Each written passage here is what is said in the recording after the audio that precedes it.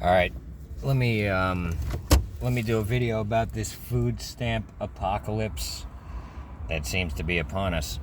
Does anyone know if they resolved that? Like, are the people still getting food stamps, or what's going on with that? I'm not sure, but the way I feel about this is probably going to surprise a lot of you guys, but I feel for the people who are on food stamps. And I understand that a lot of them are abusing the system. I don't know what the percentage is. Do I think foreigners should be coming into our country and getting public assistance? No, I don't see how that serves us at all. I don't understand why the tax-paying Americans should be paying for foreigners who, just come to the country, and I don't agree with that. But I do feel for the. See, here's the thing. It seems like everyone just assumes that everyone is abusing the system. But I don't assume that, because I've been on food stamps, and I'm actually, I'm embarrassed to say it. Here's the thing. When I was younger, I was under the impression that I can just go work for a living and pay my bills. My experience in life has taught me different. I realized that, things happen that you cannot control, and sometimes you need to get on unemployment or you need to get food stamps or something. I've been on both. And I never wanted to be. And I was always embarrassed to do these things. And I can tell you one thing. So it's actually, I'll tell you this. I'm grateful that my life went the way it did, because it forced me to see things in ways that I would never have seen. You know what I mean? So if everything had just gone as I had planned, and I was able to just continually work from the time when I was 16, as soon as I turned 16, I got a job. And I've been working ever since. Even when I was homeless, I was working. I was working for myself. But, so, when I was younger and I was doing construction and stuff, I used to think, like, I had never been on any type of food stamps or unemployment. Back then, I even felt like unemployment, I'd think to myself, like, what kind of loser wants that shit? I thought I thought I had everything figured out. I was like early 20s, and I was thinking, oh man, they just don't want to work. They want to sit around and do nothing. And then, the economy collapsed and I had to get on unemployment. And I was kind of embarrassed to be on it. And then later on in life, when I had this, when I first went back to New York, I got this friggin' telemarketing job where I was really just screwing people out of money. Watch my previous videos if you want the full story, but I didn't like having that job, but I had to get, when I went back to New York, I was living at my uncle's house. They were not going to let me just live there and not work. So I had to get a job very, very quickly. And the thing that I could get a job quickest in was telemarketing. I didn't have any more tools. My truck, everything was gone. And I needed a job, and I needed one now. And within a week or two of being at my uncle's house, I was on Craigslist every day trying to get a job. I didn't care what it was. I ended up getting this telemarketing job, and it was horrible. I'll explain it to you real quick. I worked for this company called the Presidential Who's Who, and there's this business networking book called something Who's Who, and it's an actual business networking book that you have to be invited into it, and you also have to pay a lot of money to be in it. But it actually kind of makes sense for these people because they have access to everyone else in the book. So if you're some broke dumbbell who's running a trash business, you're never going to get into this book. You know what I mean? So the reason these people are willing to pay a lot of money to be in the book is because they want to network with other people who are on their level. They don't want to. It's just it's worth it to them. These people are all swimming in money anyway. You know what I mean? So it's worth it to them. Now, the company I worked for, my boss Frank, just this Italian hustler from Italy, but in New York. Anyways, he used to work for them, and he used to get a lot of sales, and he was there. He was making, 10,000-20,000 a week. He got rich working for this company. And Frank's a really good salesman, but on top of that, he's selling a product that these people want. So he was killing it. Frank was making a lot of money working for this company, and he ended up getting up in the millions. And Frank decided, why should I work for them when I can do this for myself? I'll make my own Who's Who book. And so he comes up with the presidential Who's Who. But the difference between Frank and them is Frank would put anyone in the book. And then on top of that, the book that Frank was putting out, and I hate, I'm not talking shit about Frank. Frank ended up getting deported out of America for doing this. And so Frank's book.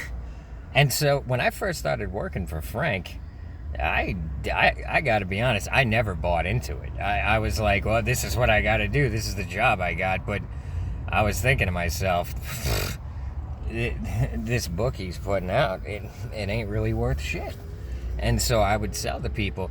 But the way I would justify it for myself was, all right, I'm going to sell them on it, but I'm going to write them a good bio. I'm going to, at the very least, because I'm a good writer. I'm actually, I'm good at writing jokes. I'm a good writer. I'm good at articulating, I'm good with words. And so I would write these people a really good bio, kind of boosting their ego, kind of featuring whatever accomplishments they have. And although I didn't really know much about these people, I would, I'd talk to them on the phone, and then I would just write them a glowing bio. And I felt like, all right, so at the very least, they're getting a good fucking bio written for them. You know what I mean? But the problem is now we were all salesmen. We weren't writers. And so all the other salesmen were just writing these like trash shit bios. These are salesmen. They're not like me. And then the guy that Frank had in charge of the book, Frank, he wasn't too smart. I gotta be honest. Frank was not very smart. Because he could have put out a way better book. He could have put out a way better product. But Frank, all he thought about and all he cared about was getting money. You know what I mean? So he's smart in a sense where I'm getting rich. Frank got very rich. Frank used to drive around in a $100,000 convertible Mercedes, And don't get me wrong, I like Frank. But Frank, a low IQ, kind of street Italian, Long Island, Frank was from Brooklyn. Well, Frank's from Italy, but then he moved to America and he lived in Brooklyn. And Frank's father was a maintenance guy for the apartment. So Frank grew up pretty poor. And in Frank's mind, he was thinking, I'm getting rich. I'm not going to be like my father, just taking, this shit job and being broke his whole life. I'm not doing that. I'm getting rich one way or another. And he did that. You got to hand it to Frank. He came up from nothing and made millions of dollars. And I'm not exaggerating. Frank made millions. And so then he got his own company going. Where Frank was dumb was, he didn't think past, I'm going to get rich, and he didn't see anything wrong with what he was doing. You know what I'm saying? So, but once I was, and look, I liked Frank. I always, right off the bat, I liked Frank. When I talked to Frank on the phone, I'm like, here's some telemarketing place. This old school New York accent picks up the phone right off the bat. I like him. We're both old school New York, me and Frank. So me and Frank talking on the phone, I'm like, yeah, I need a job. We kind of liked each other right off the bat. We're both old school New York. I'm half Italian. I'm half Irish. He's 100% Italian. And I get in there, and, so I walk into Frank's office, and this as soon as I walk in, this like big black dude is like, what do you want? What do you need?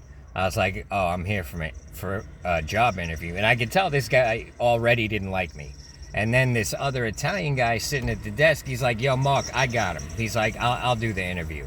And I'm thinking maybe this black guy is the one in charge. I don't know. But Frank takes me into his office, and he's doing the interview, and he's like, so you're from New York, then you lived in Florida, then you lived in Las Vegas, now you're back in New York. He's like, what are you, on the run or something? He's like, what I don't get it. I'm like, dude, it's a long story. The fucking economy collapsed. I was doing construction. I told him the whole story. I'm like, dude, I actually do stand-up comedy. He's like, no way. I'm like, yeah. I'm like, I actually got a video on YouTube. He's like, what's your name? I'm going to look it up right now. He's like, if you're funny, I'm going to hire you. I'm like, all right. And so Frank looks it up, and he's sitting there, and he's chuckling, and he's laughing. He's like, dude, that's fucking, he's like, you're funny. He's like, you're good at this shit. He's like, yeah, you're hired, man. It was a Friday. He's like, come in on Monday. I'm like, okay. And I start working for Frank. And another thing Frank did, he's like, yo, my birthday's this week. It was right before Christmas. It was December 2009, 2010, around there. He's like, my birthday's this Friday. I'm having a party. He's like, why don't you do stand-up at my party? Nice 4Runner just rode by, real nice. He's like, I'll give you $100. I was flat broke. I'm like, dude, yeah, of course I'll do stand-up at your party. And so, I go to Frank's little birthday party. I do stand-up. Me and Frank, we get hammered. I'm working for this guy for like a week. And I really liked Frank a lot. So, it's not like I'm talking shit about the guy. He's one of my favorite people, actually. But where Frank's mind didn't work, was like, okay, I'm charging these people a lot of money to be in this book. Maybe I should put a little effort into making a good book. The big black guy, Mark, was in charge of the book. All Mark was doing, as soon as someone got a sale, he'd have the bio printed. The people were just going in the book in the order they were sold, basically. He could have been setting it up to where, this industry in this section, you know what I'm saying? It could have been done so much better. And so while I was working for Frank, I was thinking, I should make this offer to Frank where, Frank, pay me $500 a week. I'll write all the bios. I'll do the book, because the guy you got running the book is a fucking moron, to be honest. I didn't like the guy. He didn't like me. But, this was just one of Frank's friends that he gave this job. This is how, another way Frank was dumb. He had all these people working for him that were friends that didn't know what the fuck they were doing.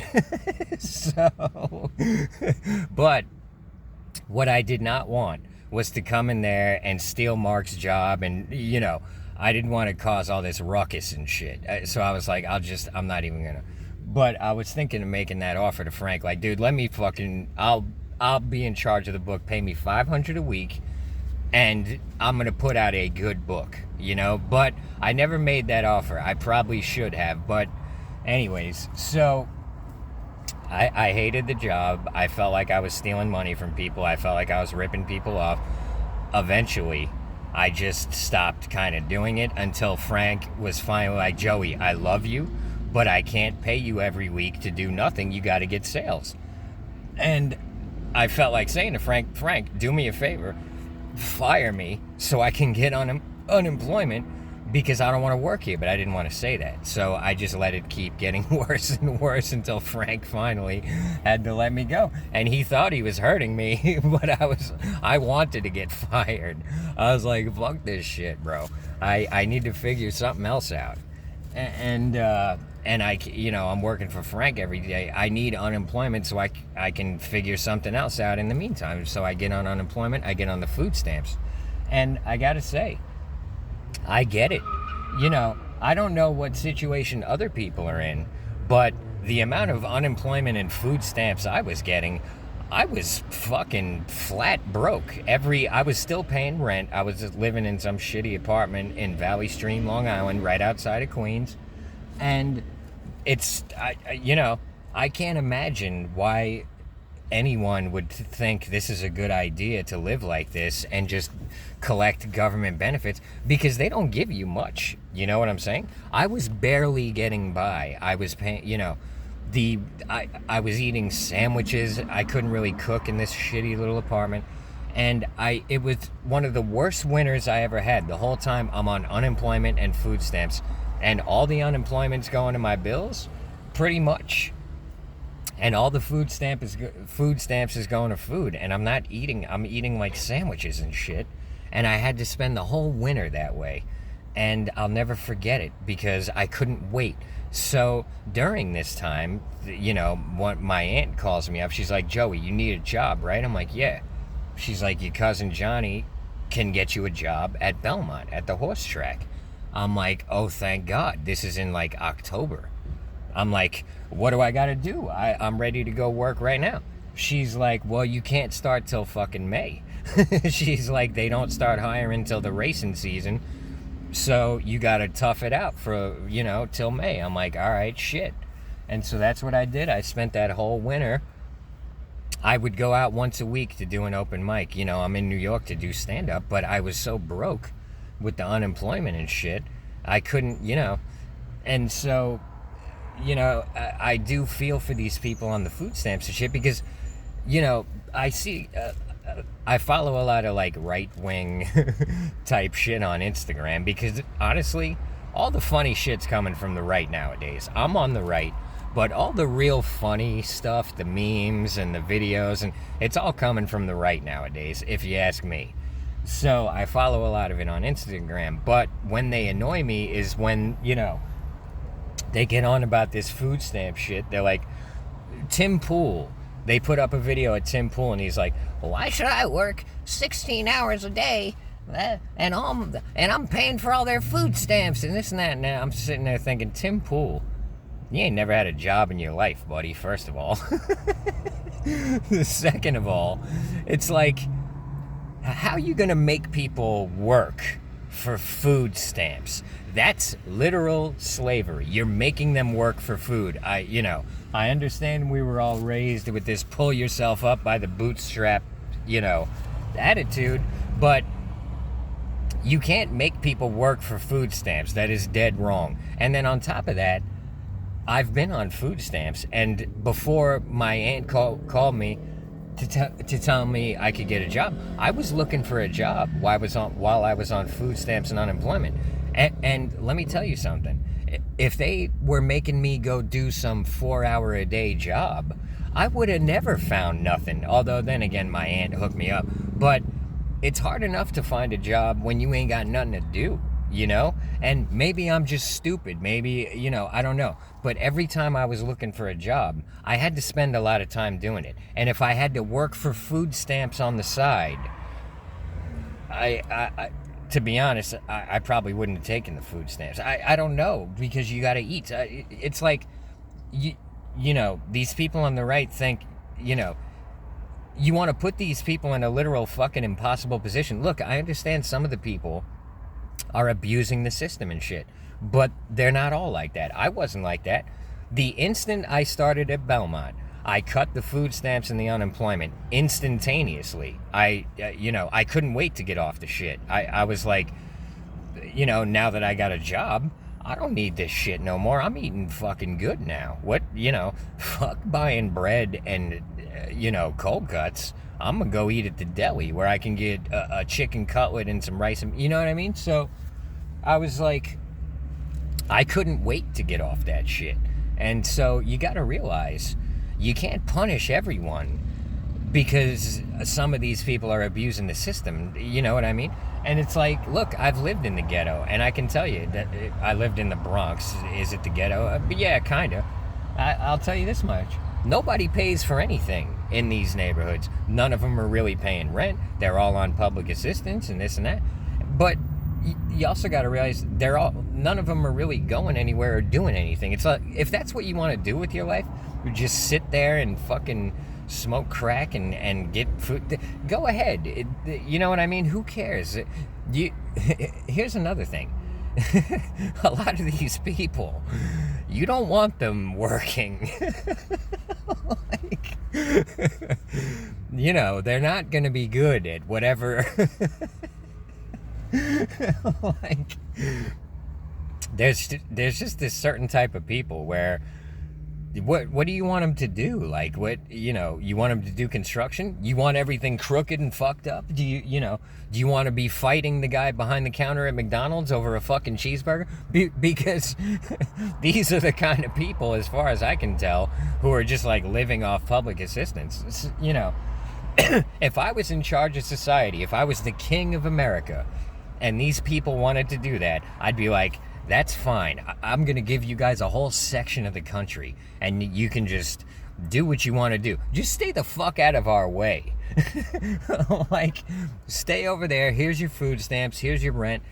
Just stay out of the fucking way. You ain't no good anyway. If you ever get your shit together and you ever want to do better, let me know. You want to work, you want to be productive, you want to make shit happen, let me know. We'll figure something out for you. But until then, if you want to just sit there and get messed up all day and do nothing, here's your little food stamps.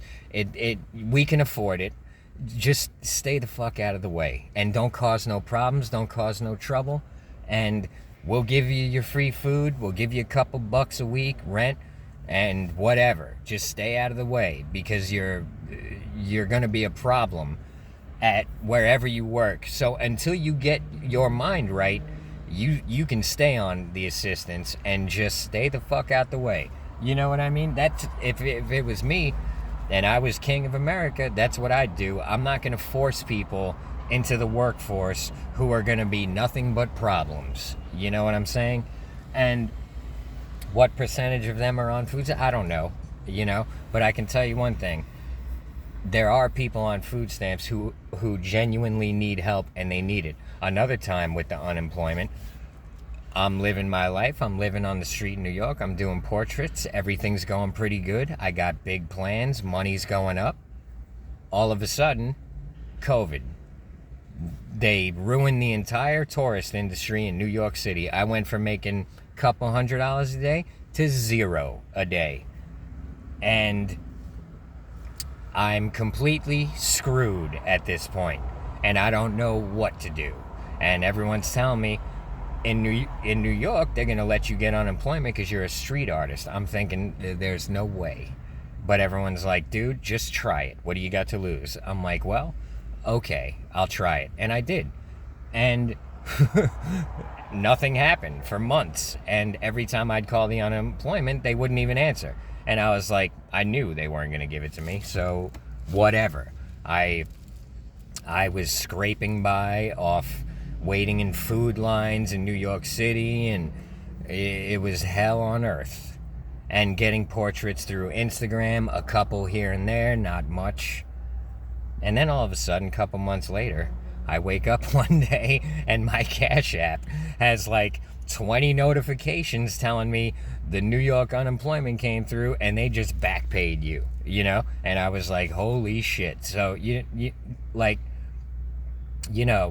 got to take it easy on the people with the unemployment and the food stamps. Some of them genuinely need it, and it's keeping them on their feet until they can get back to doing whatever. You know what I mean? But I can't stand this attitude of people who are like, and then, so I made a comment on that Instagram post. I said, yeah, look, I understand a lot of people are abusing the system, but they're not all abusing it. And you can't make them work for food. Y'all need to stop freaking out about the public assistance and start worrying about every member in Congress who is basically, in my opinion, everyone who works in the government, Congress and all this shit, they ain't doing nothing either. They sit on their ass all day doing nothing. And they go into their little meetings in Congress, and yeah, they get to wear suits and pretend to be important. Look at the state of our country. Are these people worth paying? Because they're getting a government check every month too. A pretty big one. A lot bigger than food stamps and public assistance. And yet, they're not doing anything. They're not doing anything fucking productive. The only member of Congress that I can tell that is doing anything productive or making any sense, you got Massey and Marjorie, is that her name? Marjorie Taylor Greene. Those are the only two, in my opinion, that actually seem to be doing their job. You know, they're calling out the bullshit when they see it, and, you know, but the rest of them, they don't do shit. They just get paid, and you know, they're a bunch of welfare recipients, in my opinion. They ain't got no motherfucking job. They ain't serving no purpose. You know what I mean? And these people are arguing with me in the comments. Oh, you ever looked for a job while you had a job? They can work and still look for a job. I said, what job have you ever had? What job are you talking about? Because I used to do construction, and I worked 8 hours a day, sometimes more. So the longest shift I ever had, 16 hours in the Florida sun. When, during that time, 8 hours a day, I'm supposed to go find another job. These people, I'm like, what job do you have where you think that you can look for another job while you're doing it? She didn't respond. I was thinking to myself, you ain't never had no real job. You got some adult daycare job where you sit there doing fucking nothing, and you're acting like you're super duper American worker who everybody needs to work. And, you know, a lot of these people, realistically, you know, they ain't never had no real fucking job. They ain't out there digging holes and cracking rocks. You know what I like? It's like, you know, you can't look, everybody's got the judgmental aspects to them, you know what I mean? But if we were all being totally honest with ourselves, we would realize, like, you can't really be judging other people, because we've all done things, you know, he without sin cast the first stone, you know what I'm saying? So it's like, a lot of these people I see complaining, I think to myself, what job do you have where you think, you know, 9 times out of 10, they probably, you know, they probably got a real easy job, you know what I'm saying? And they think, like, and, you know, you got to realize, a lot of these people who are on public assistance, you know, they're not built to do these, you know. A lot of people are homeless in New York City because they're too fucked up and traumatized from their life. They can't do no job. They you know, what the hell? The loudest, hold up. God. Loud ass truck. But a lot of these people, and look, like I said, I've always kind of had that mentality to pull yourself up by your bootstrap. I was raised by boomers. You know what I mean? So I've kind of always had that mentality in the back of my head. But after my life experiences, I've realized that, you know, that's not realistic in this day and age. The wages are trash. The rent is through the roof. The food, the bills, you know, our economy is completely out of whack. If we were in a normal economy where you could just go get a job and pay your bills, it would make a lot more sense for these people to have this attitude towards public assistance. But, and look, I'm not trying to make excuses for people where, you know, oh, you know, I'm not trying to come off like this super compassionate, oh, the poor people and the poverty. Billie Eilish the other day getting up there saying, these celebrities are so fucking lame, dude. Oh, why are there so many billionaires? Give your money away, shorty. Like, bitch, why are you talking like you're from the ghetto? You ain't never been to a ghetto in your life. Drop her off in the South Bronx. See how much she, like, why you talking like a thug, bro? First of all, and second of all, why you like offering other people's money? Anyone. Look, I've been broke most of my life. I've given lots of money away. You don't see me getting up on stage and, hey, you guys should give away your money. I give away money to people when they're coming to me for help, even homeless people sometimes. Now, do I always give money? No. But I guarantee you, I've given a way bigger portion of my income away than she has. And everyone's like, well, she just gave away 10 million. Bitch, when you got 100 million, 50 million, whatever, that ain't nothing. That's like me giving away 20 cents right now. I've given, not to toot my own horn, I gave my entire net worth away one time, and I'll tell you the story real quick. So, I'm on the train on my way from the Bronx to Manhattan. I'm gonna go do portraits, and I think I was doing jokes at this time. But I'm on my way to go make money. And I got $1 to my name. And I'm thinking, hopefully I do good today. It's in God's hands. It ain't in my hands. Anyways, homeless guy gets on the train. And he's begging. He's doing his speech. I need money to eat. He's in bad shape. He's not acting, this guy. He's all fucked up. And in the middle of his speech, he gave up. Because no one in the train gave a shit, and nobody was gonna give him shit, and he sensed it. So in the middle of him begging for money to eat, he just lost steam, stopped talking, and sat down, completely defeated. And I was thinking to myself, this dollar in my pocket is not gonna make or break me. I'm going to make money right now. If I don't make none, this dollar ain't gonna make a difference. If I make some, this dollar ain't gonna make a difference. So I took my dollar out of my pocket, walked up to him, and handed it to him. And I say, yo, good luck, bro. Just keep your head up, or keep fighting, something. I gave him some inspirational something, and he took it. And I felt a shift in his energy, and I thought to myself, that was the best dollar I ever spent right there. And it was my it was my last dollar. But I didn't regret it for a second. And it lifted me up too. And I went out there and I did pretty good that day. It was in the winter. There was a chance I wasn't gonna make nothing. And I'm not saying this to tell you how good I am or how great I am. What I'm saying here is that real empathy, real kindness, it's not performative.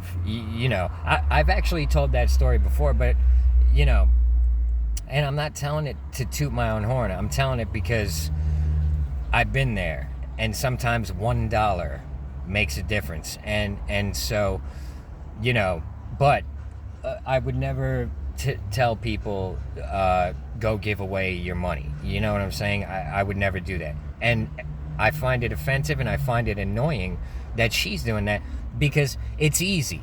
If you're filthy rich and you're swimming in money, it's easy to be charitable. It's easy to be kind. You want to go through a real test? Go through some shit that I went through. Rock bottom, no money, no nothing. See how you are then. I was pissed off a lot of the time, but other times I did some nice things. And I'll tell you this much. I'm grateful for the experience because I know who I am. I know who I am regardless of external circumstances. When everything is shit, when everything is trash, I know who I am. You know what I'm saying? So I don't have a high tolerance for these celebrities and their bullshit. Anyways, hopefully this video makes sense. That's the end of it. I appreciate y'all. Thanks for the subs. Thanks for the likes. Thanks for the tips.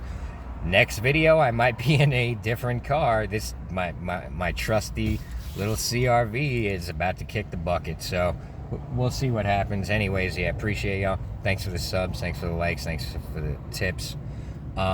If you want a response to your comment, try to get it in the first 30 comments. And thanks for the channel members. Thanks for the Patreons especially. And if you want some real occult knowledge, go on my Patreon. Anyways, yeah, appreciate y'all. See you on the next one. Everybody have a good one.